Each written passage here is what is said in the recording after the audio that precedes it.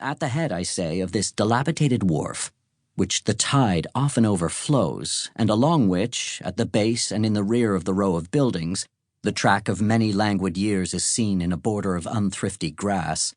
Here, with a view from its front windows adown this not very enlivening prospect, and thence across the harbor, stands a spacious edifice of brick.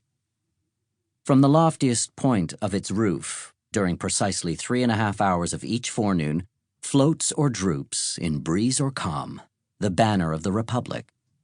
But with the 13 stripes turned vertically instead of horizontally, and thus indicating that a civil and not a military post of Uncle Sam's government is here established. Its front is ornamented with a portico of 6 wooden pillars, supporting a balcony, beneath which a flight of wide granite steps descends towards the street. Over the entrance hovers an enormous specimen of the American eagle, with outspread wings, a shield before her breast, and, if I recollect right, a bunch of intermingled thunderbolts and barbed arrows in each claw. With the customary infirmity of temper that characterizes this unhappy fowl, she appears by the fierceness of her beak and eye, and the general truculency of her attitude, to threaten mischief to the inoffensive community, and especially to warn all citizens, careful of their safety, against intruding on the premises which she overshadows with her wings.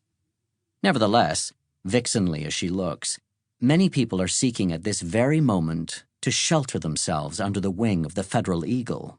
imagining, I presume, that her bosom has all the softness and smugness of an eiderdown pillow.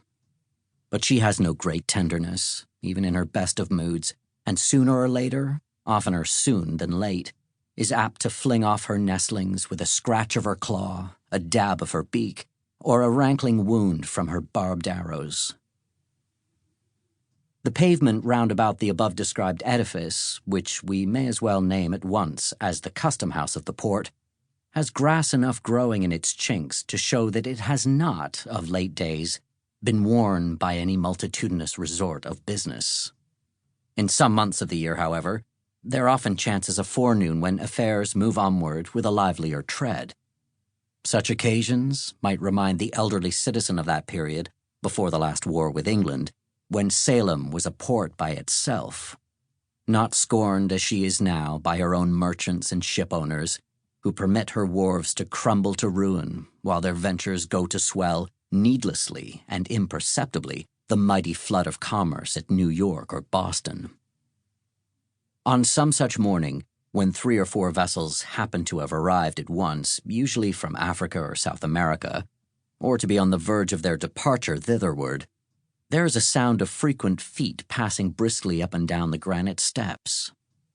Here, before his own wife has greeted him, you may greet the sea-flushed shipmaster, just in port with his vessel's papers under his arm in a tarnished tin box. Here, too, comes his owner, cheerful, somber, gracious, or in the sulks accordingly, as his scheme of the now accomplished voyage has been realized in merchandise that will readily be turned to gold, or has buried him under a bulk of incommodities such as nobody will care to rid him of.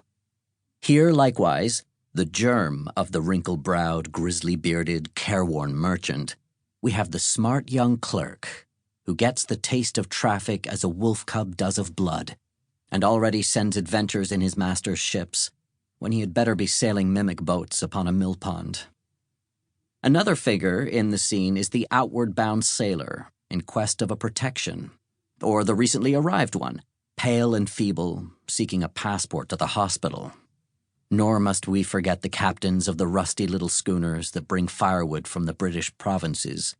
a rough-looking set of tarpaulins, without the alertness of the Yankee aspect, but contributing an item of no slight importance to our decaying trade. Cluster all these individuals together, as they sometimes were, with other miscellaneous ones to diversify the group, and for the time being, it made the custom house a stirring scene. More frequently, however, on ascending the steps, you would discern, in the entry if it were summertime, or in their appropriate rooms if wintry or inclement weathers, a row of venerable figures, sitting in old-fashioned chairs which were tipped on their hind legs, back against the